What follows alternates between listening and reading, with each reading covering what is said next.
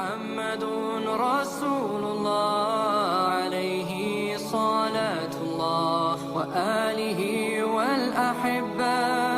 La ilaha illallah Muhammadun Rasulullah alaihi. Hindar dari segala keburukan, baik keburukan duniawi maupun keburukan ukhrawi. Bapak-bapak, ibu-ibu, jamaah pengajian yang dirahmati Allah, ketika kita belajar ilmu agama, ya, tentu harus diniatkan bahwa tujuan mempelajari ilmu agama itu adalah untuk menghilangkan kebodohan dari diri kita, ya. Untuk menghilangkan kebodohan terhadap urusan agama dari diri kita. Itu yang paling utama, yang menjadi tujuan kita belajar ilmu agama, ya. Ya. Ilmu agama ini adalah nilai-nilai dan etika yang harus dihadirkan dalam semua aktivitas kita, baik itu aktivitas hati, aktivitas pikiran, maupun aktivitas jasmani, ya. Sesungguhnya pada semua lini atau semua dimensi ini ada arahan-arahan dari Allah Subhanahu wa taala, ya. Ya, hati kita oleh Allah diarahkan untuk menjadi hati yang senantiasa bertawakal hanya kepadanya, ya. Hati kita oleh Allah Subhanahu wa taala diantar untuk menjadi hati yang senantiasa berprasangka baik kepadanya, ya. Senantiasa mencintainya sekaligus tunduk kepadanya, ya. Demikian pula pikiran kita, ya.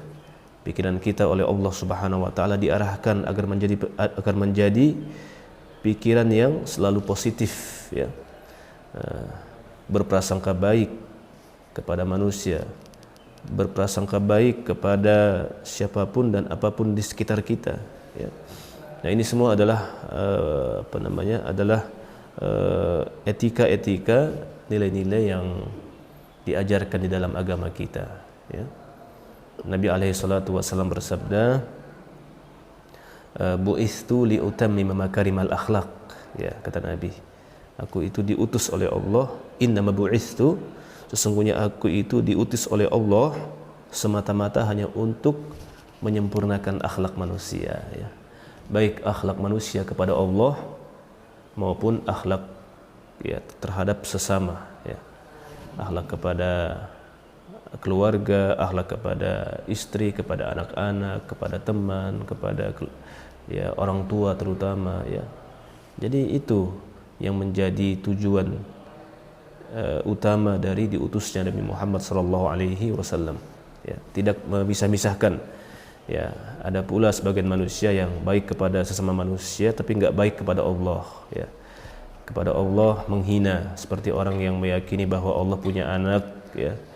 Allah punya istri, yaitu menghina Allah Subhanahu wa taala, ya. Kalau kita orang beriman, alhamdulillah kita berada di atas fitrah kita berusaha, ya, untuk baik kepada Allah, berakhlak kepada Allah, menjaga etika kepada Allah, dan juga kita berusaha untuk menjaga etika terhadap sesama makhluk-makhluk Allah Subhanahu wa taala, manusia, bahkan hewan sekalipun, ya.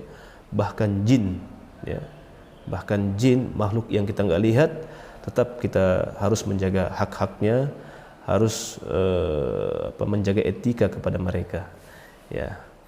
Makanya Nabi Muhammad itu melarang orang-orang Arab dulu, ya, atau melarang kaum muslimin dari bangsa Arab dahulu untuk melakukan istinja atau bersih-bersih,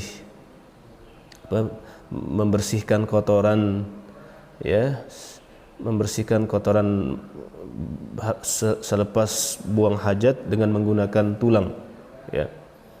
Ya, orang-orang Arab dulu sembarang aja, ya, pakai tulang, pakai, ya, macam-macam, ya.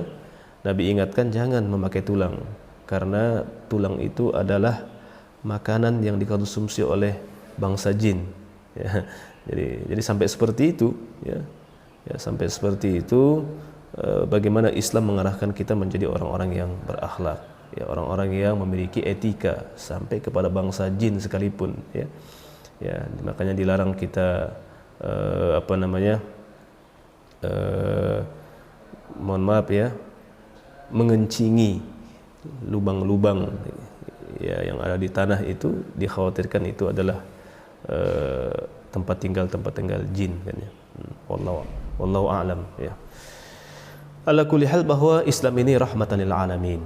Ya, Islam ini Allah anugerahkan kepada kita sebagai rahmat buat seluruh alam semesta. Ya. Buat seluruh makhluk. Ya, ini yang harus diingat selalu, bahwa tujuan kita mempelajari ilmu agama itu adalah bagaimana kita mengangkat ketidaktahuan kita kepada urusan agama, kita angkat, kita hilangkan dari diri kita, ya tentu semaksimal yang kita mampu. Nah, setelah itu, ya setelah kita menghilangkan kebodohan dari diri kita dengan mempelajari agama ini, ada kewajiban berikutnya, yaitu agar bagaimana kita menyampaikan apa yang kita pelajari kepada orang-orang di sekitar kita atau kepada orang lain. Ya. Ya, jadi tidak ditahan ilmu, tidak tertahan pada diri sendiri, namun ilmu tersebut kita berikan, ya, kita sampaikan kepada orang lain. Ya. Ini merupakan satu hal yang tidak mungkin terpisahkan dari pembelajaran ilmu agama. Ya.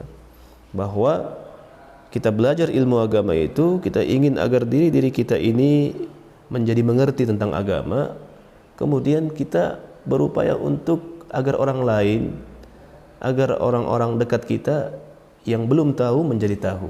Ya. Ya, itu wajib hukumnya. Nabi mengatakan, balighu anni walau ayah, sampaikan dariku walaupun hanya satu ayat. Ya. Ya, harus bergerak, harus berdakwah. Ya, tanpa terkecuali, tidak ada tidak ada di dalam Islam suatu bahasan bahwa dakwah itu hanya kewajiban ustadz atau hanya kewajiban kiai, hanya kewajiban ulama. Ya. Yang ada semua kita, ya, apapun profesinya, apapun kesibukannya, harus berdakwah. Ya. Harus menyampaikan kebenaran ini kepada orang yang belum tahu. Ya. Ya. Dalam sebuah hadis Nabi mengatakan, khairukum man ta'allamal Qur'ana wa 'allamahu. Sebaik-baik kalian adalah yang mempelajari Al-Qur'an dan mengajarkannya. Jadi enggak cukup dengan belajar Al-Qur'an. Tentu ketika disebut belajar Al-Qur'an, maknanya bukan cuma belajar tajwidnya. Ya. Al-Quran itu pembahasannya luas, ya. Ya, ada tajwidnya, ada tadabburnya, ya. Ada tafsirnya, ya. Ya, termasuk implementasi atau pengamalan dari apa yang kita tadabburi, yang kita pelajari, itu bagian dari Al-Quran. Ya, sehingga kalau kita telah mempelajari dari Al-Quran, apakah memahami aspek tafsirnya, aspek fikihnya, atau aspek sejarahnya, ya, kita sampaikan kepada orang lain. Ya. Nah, orang lain yang dimaksud di sini yang paling utama adalah keluarga kita. Ya. Adalah keluarga kita.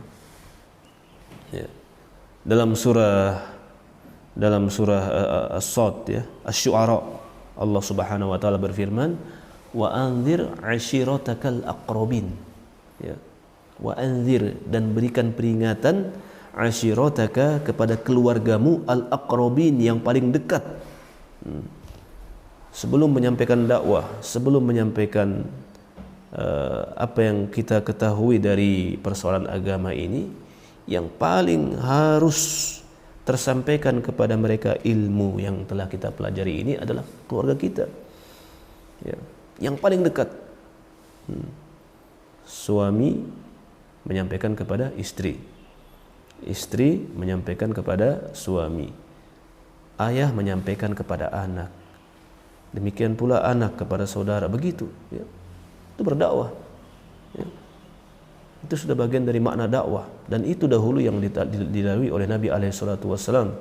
Ya, Nabi Muhammad di Mekah, sebelum beliau berdakwah kepada Abu Jahal, kepada dedengkot-dedengkot Quraisy, musyrikin Quraisy saat itu, dakwah yang beliau lakukan pertama-tama adalah kepada istri ya. Apa yang Nabi terima dari wahyu, dari Al-Alaq, dari Al-Muzammil, Al-Mudaththir, diajarkan kepada istrinya ya. Dia ajarkan kepada anak-anaknya ya. Dia ajarkan kepada keponakannya Ali bin Abi Thalib radhiyallahu anhu, atau sepupunya Ali bin Abi Thalib radhiyallahu anhu. Dia ajarkan kepada Zaid bin Harithah ya. Begitu awalnya tahapan-tahapannya ya. Ya. Maka ya ini yang harus menjadi perhatian ya. Sekarang ini kan alhamdulillah sudah terlihat gerakan dakwah ya lewat medsos ya. Masya Allah, status hampir tidak lepas dari nasihat-nasihat dan petua-petua yang disampaikan kepada kepada orang lain ya. Masya Allah ya, bagus, itu bagus ya. Tapi ingat bahwa keluarga lebih utama untuk menjadi perhatian ya. Keluarga kita punya hak yang dia akan tuntut di akhirat nanti. Hak itu adalah hak pencerahan agama ya. Apa yang kita pelajari, kita dengar di majelis-majelis taklim ya, ilmu yang kita pahami ya, sampaikan kepada anak kita ya. Sebab ini adalah amanah dari Allah subhanahu wa ta'ala ya. Keluarga itu adalah amanah dari Allah, bukan kita pemilik hakikinya ya. Bukan kita pemilik hakiki keluarga, tapi Allah subhanahu wa ta'ala. Sehingga dalam surah At-Tahrim Allah berfirman ya, Allah subhanahu wa ta'ala berfirman A'udzubillahi minasyaitonirrajim, ya ayyuhalladzina amanu, wahai orang-orang yang beriman, qu anfusakum wa ahlikum nara, wahai orang-orang yang beriman, jagalah diri-diri kalian dan keluarga kalian dari api neraka. Waquduhan nas wal hijarah, Allah menggambarkan bagaimana kondisi neraka itu. Allah mengatakan waquduhan nas wal hijarah, yang bahan bakarnya ya, adalah manusia dan bebatuan ya. Tegakah seorang ayah membiarkan anak-anaknya menjadi bahan bakar neraka bersama bebatuan ya. Ya, itu pemandangan yang sangat mengerikan ya. Ya, saya pernah melihat waktu saya di Jogja, melihat bebatuan yang keluar dari Merapi ya, tapi sudah bersama lahar dingin itu, sisa-sisa dari bebatuan yang keluar dari lahar Merapi itu ya, yang keluar bersama lahar Merapi ya. Besar-besar batu-batunya kan ya. Ya, dan itu panas tadinya ya. Kemudian mendingin dan menjadi batu ya. Ya, di neraka ya, batu-batu itu isinya yang menjadi bahan bakar, kata Allah subhanahu wa ta'ala. Tegakah kita melihat keluarga kita ya, menjadi bahan bakar neraka ya. Kata para ulama, maksud daripada ayat ini adalah jaga dirimu dan keluargamu dari sebab-sebab, dari perbuatan-perbuatan, dari ucapan-ucapan yang menjadikan mereka akhirnya dihukum oleh Allah dimasukkan ke dalam api neraka, wal iyadzu billah ya. Jadi ini nyata, ini sebuah informasi yang datangnya dari Al-Qur'an yang tidak ada keraguan di dalamnya ya. Ya.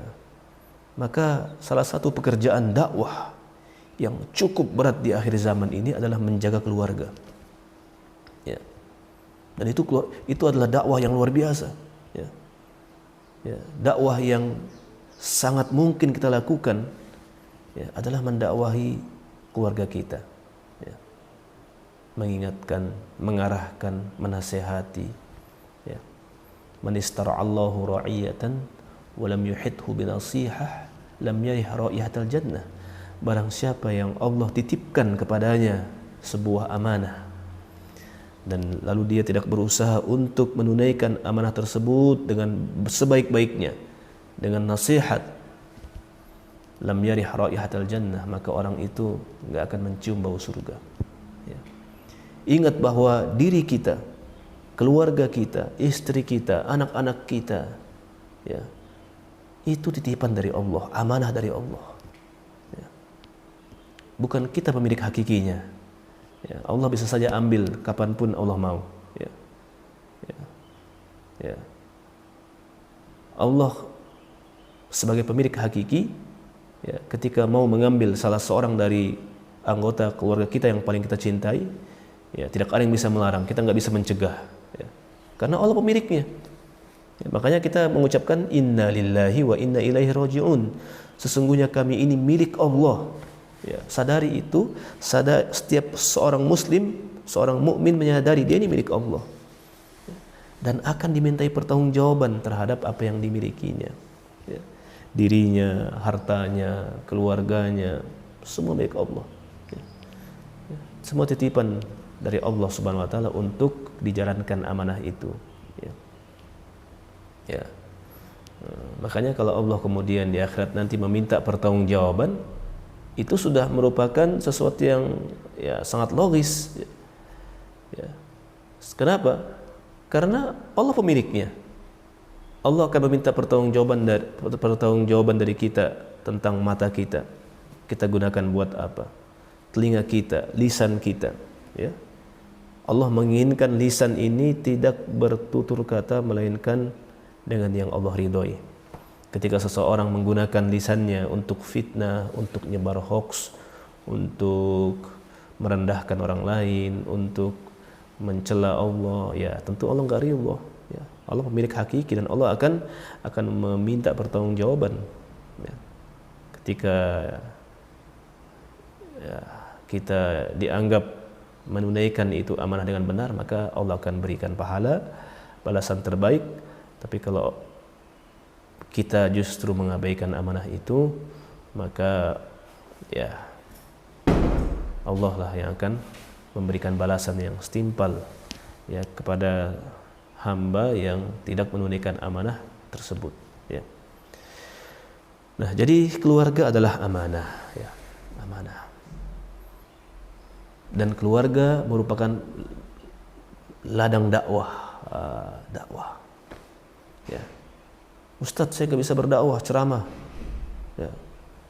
Ya, karena memang nggak semua orang kemudian siap untuk berdakwah, naik ke podium. Ya. Itu salah satu cara berdakwah. Ya. Tapi berdakwah itu banyak sekali caranya. Ya, banyak sekali. Di rumah kita bisa berdakwah, mengingatkan, ya, memerintahkan kepada yang ma'ruf dan mencegah dari yang mungkar. Ya. Ya, jadi dakwah kita bagaimana di rumah? Ya, perintahkan kepada yang ma'ruf. Ya. Anak-anak kita jangan dibiarkan 24 jam main game. Ya. Ya, orang tua yang membiarkan anaknya 24 jam main game, tidak sholat, tidak belajar, ini berarti sama halnya dengan apa? Sama halnya dengan tidak menjalankan amanah. Ya. Ya. Ya, perintahkan anak kita kepada yang ma'ruf. Perintahkan, ajak dengan cara yang baik untuk agar lebih dekat dengan Al-Quran, ya. Agar belajar serius, ya. Ya. Kalau anak kita misalkan melontarkan kata-kata yang mungkar, yang tidak sopan, yang tidak santun kepada adiknya, kakaknya, atau kepada orang tuanya, maka jangan didiamkan. Ya. Harus diingkari kemungkarannya, diingatkan. Ya. Ini bagian dari dakwah semuanya, ya, bagian dari dakwah. Ya. Ya. Dahulu Nabi Muhammad mengajak keluarganya kepada la ilaha illallah, ya, tanpa terkecuali, semua diajak. Ya. Istri, anak-anak, ya, semua anak-anak Nabi itu masuk Islam. Ya. Dan bahkan beberapa di antara anak perempuan Nabi ada yang ikut hijrah ke Ethiopia, ke Afrika. Ya. Gak apa-apa berkorban untuk Islam. Ya. latih anak kita untuk mau berkorban untuk agama. Ya. Itu bisa kalau kita mau lakukan. Ya. Ya. Masya Allah. Putri Nabi yang bernama Zainab dan Ummu Kalthum itu pergi hijrah ke Habasyah. Ruqayyah kalau saya tidak salah ikut hijrah bersama suami ke Habasyah, suaminya Utsman bin Affan radhiyallahu anhu. Ya. Ini semua adalah apa? Adalah sebuah keteladanan contoh bahwa sesungguhnya di dalam berdakwah yang paling utama itu adalah berdakwah dengan keluarga. Ya, berdakwah kepada keluarga. Ya. Ya. Dan ini adalah medan kompetisi. Mari berkompetisi dalam berdakwah di keluarga ini. Ya. Berlomba-lomba, mana yang terbaik? Dalam sebuah hadis Nabi alaihissalatu wassalam bersabda, khairukum li ahli. Sebaik-baik kalian wahai para suami, wahai para pemimpin keluarga, wahai para laki-laki, khairukum kata Nabi, sebaik-baik kalian, khairukum li ahli, adalah yang paling baik kepada keluarganya. Yang paling baik kepada keluarganya. Ini kesaksian Nabi alaihissalam. Biar sholatnya bagus, sholatnya khusyuk, tapi kalau nggak baik dengan keluarga, dia belum terbaik. Ya. Syarat kalau ingin menjadi yang terbaik di mata Allah, di mata Rasulullah, di samping telah melaksanakan ibadah-ibadah seperti sholat, zakat, ibadah-ibadah ritual, dia berusaha untuk menjadi yang paling baik terhadap keluarga. Ya. Artinya ada medan kompetisi di sini. Ya. Kalau dia sudah merasa baik, coba lihat, barangkali ada di sekitarnya temannya, ya, kenalannya yang ternyata lebih baik lagi di dalam membersamai keluarga. Maka jadikan dia sebagai benchmark, ya, sebagai sebagai contoh, barometer. Kemudian bersaing lagi di situ. Nah, kalau kita mungkin ya dalam satu hari masih bisa saja marah kepada anak, ternyata mendengar ada teman yang tidak pernah marah sama anaknya, wah, ya, maka berusaha untuk seperti itu. Ya, tentu marah di sini marah yang negatif, ya. Kalau marah yang positif ya silakan saja. Ya, marah yang positif itu insya Allah lillahi ta'ala, ya. Nah, terkadang agak keras dalam arti sikap, ya, menegur dengan tegas, bukan keras, tegas kepada keluarga itu bagus, ya. Tapi kalau marah-marah yang cuma karena urusan-urusan yang nggak begitu bernilai, ya, marah karena marah karena misalkan ya anak nangis, ya, marah karena istri masakannya keasinan, itu marah yang nggak perlu yang gitu, ya. Jadi ada kompetisi yang jangan sampai kita luput, ya, jangan sampai kita lupa, ya.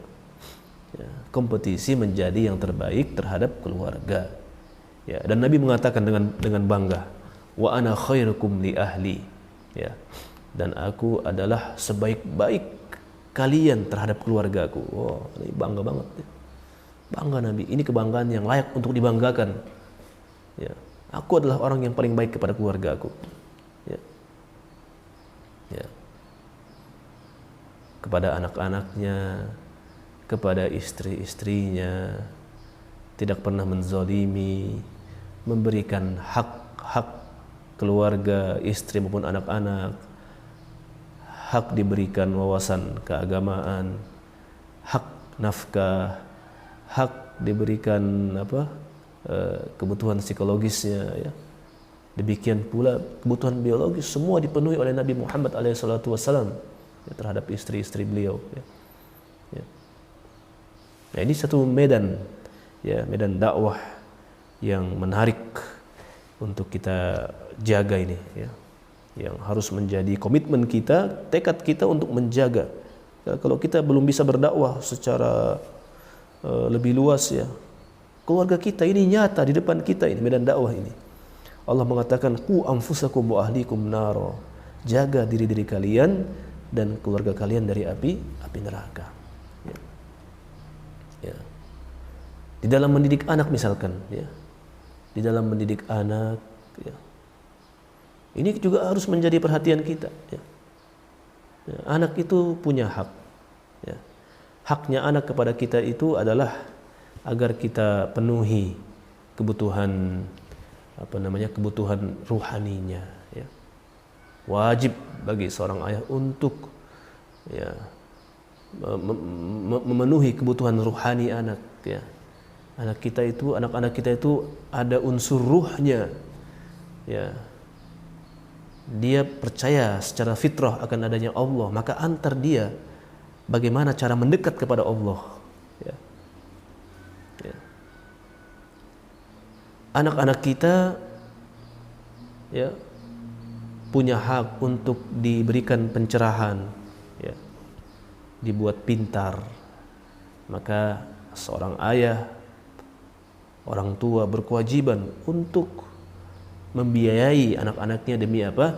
Demi terasupi kebutuhan kognitifnya atau kebutuhan, ya, wawasannya, baik wawasan ilmu agama maupun wawasan ilmu-ilmu duniawi. Ya. Ya. Begitu diantar anak-anak kita untuk terpenuhi kebutuhan aklinya, istilahnya, kebutuhan akli, kebutuhan akal, menjadi anak-anak yang pintar, anak-anak yang punya jiwa kompetitif dalam hal-hal yang bermanfaat. Ya. Ya. Itu orang tua harus membantu anak-anaknya dalam hal itu. Ya. Kebutuhan jasmani, ya. Ya, anak-anak kita punya kebutuhan jasmani yang orang tua harus menafkahinya. Ya. Semua ini adalah kewajiban yang datang dari Allah sebagai amanah yang Allah letakkan di pundak kita. Banyak memang ini amanah. Ya. Ya, banyak dan butuh energi, butuh fokus. Ya. Kalau ini saja yang dijaga, ya, maka insya Allah besar pahalanya. Ya, besar pahalanya. Sedekah itu, sedekah luar biasa. Memberi sesuap nasi, sesuap makanan aja kepada istri, sedekah oleh Allah, di mata Allah sedekah itu. Ya. Apalagi memberikan kebutuhan, ya, memberikan kebutuhan kepada keluarga kita, anak-anak kita, ya, dalam semua aspek tadi itu, ya, luar biasa ini, ya. Ya, pekerjaan yang sesungguhnya luar biasa. Ya, harus dimaknai sebagai sebuah jihad, sebuah mujahadah. Ya. Anak-anak kita ini terlahir dalam keadaan fitrah. Ya, anak-anak kita terlahir dalam keadaan fitrah, membawa sifat-sifat mulia. Ya. Ya, membawa sifat-sifat sebagai hamba Allah yang paripurna. Ya. Cuma kadang-kadang dirusak oleh orang tua. Ya. Ya, dirusak oleh orang tua. Nabi SAW bersabda, kullu mauludin yuladu al fitrah. Semua yang terlahir, kata Nabi, semua yang terlahir itu terlahir dalam keadaan fitrah. Fa abawahu yuhawwidanihi, maka ayahnya lah, kedua orang tuanya lah yang membuatnya menjadi Yahudi. Au yumajjisanihi, atau menjadikannya beragama Majusi. Au yunassiranihi, atau menjadikannya beragama Nasrani.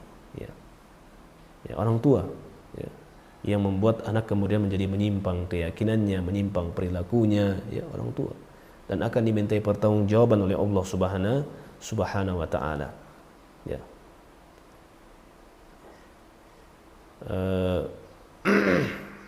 Ada pernah saya lihat sebuah video di barat, seorang anak kecil membaca cerita tentang Bible, ya. Terus anak kecil yang kira-kira masih berusia TK itu, ya, tentunya dalam bahasa Inggris, ya, menemukan redaksi yang berbunyi, ya, kemudian Yesus mulai perlahan-lahan mempelajari tentang dirinya. Ya. Ya, ada kata-kata itu dalam bahasa Inggris, ya, yang terjemahannya begitu kira-kira. Kemudian Yesus mulai mempelajari tentang diri Allah, ya, tentang diri bapaknya dalam bahasa mereka, ya. Apa kata anak itu? Yesus is God. Apakah Yesus Tuhan? Nah, itu dia fitrahnya langsung bertanya, ya. Kalau Yesus perlahan-lahan mempelajari tentang bapaknya, pertanyaannya apakah Yesus itu Tuhan? Ya. Dia bukan orang Islam, anak itu anak orang Nasrani.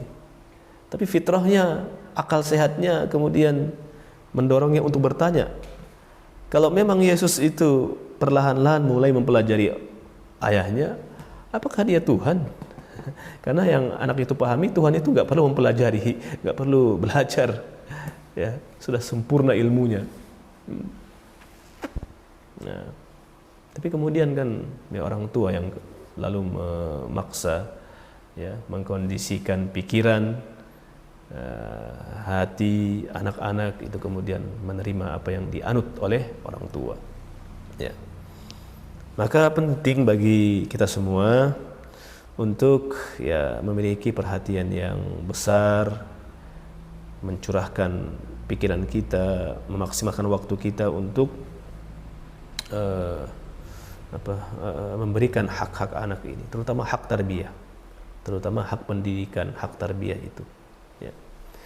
Ada tipikal ayah atau tipikal orang tua itu di dalam membersamai anak atau di dalam mendidik anak seperti pemadam kebakaran, ya.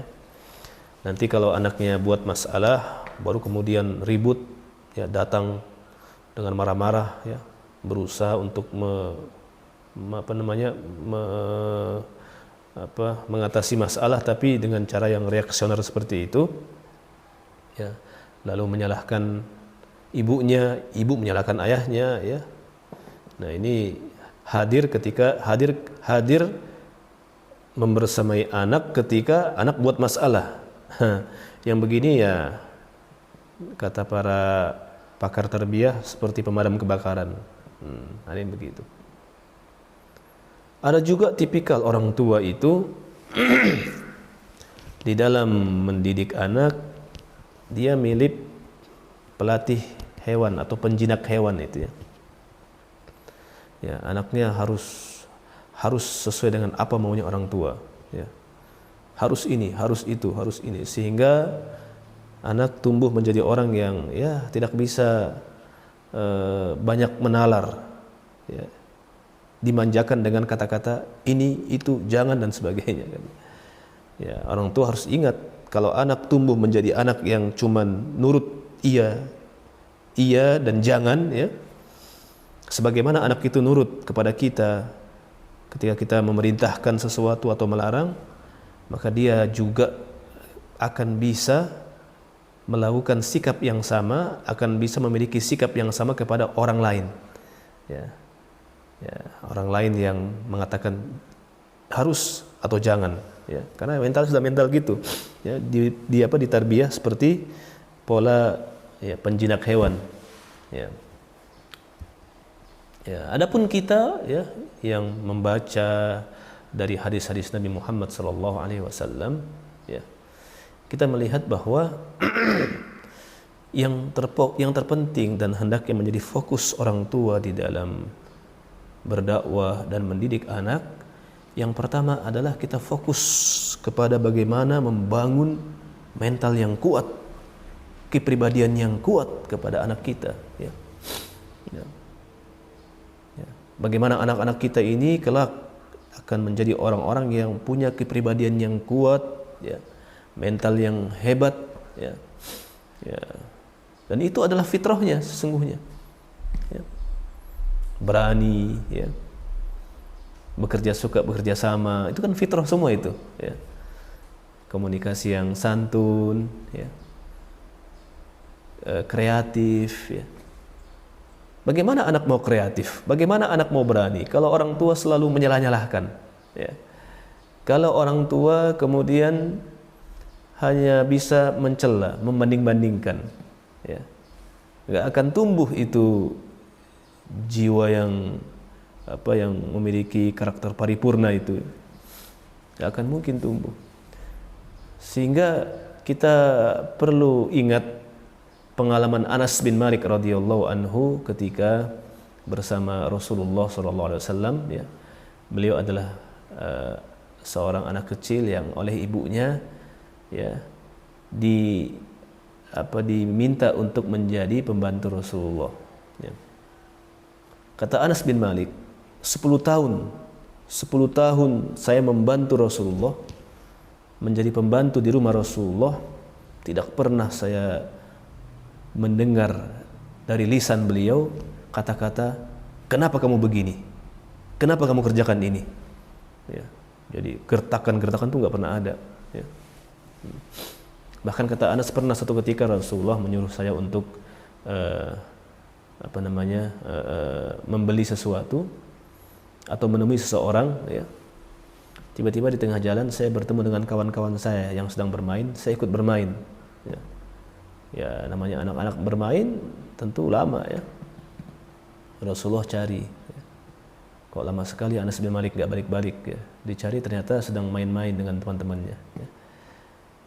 Nabi tak datang ketawa lalu diingatkan supaya segera menemui orang yang dimaksud.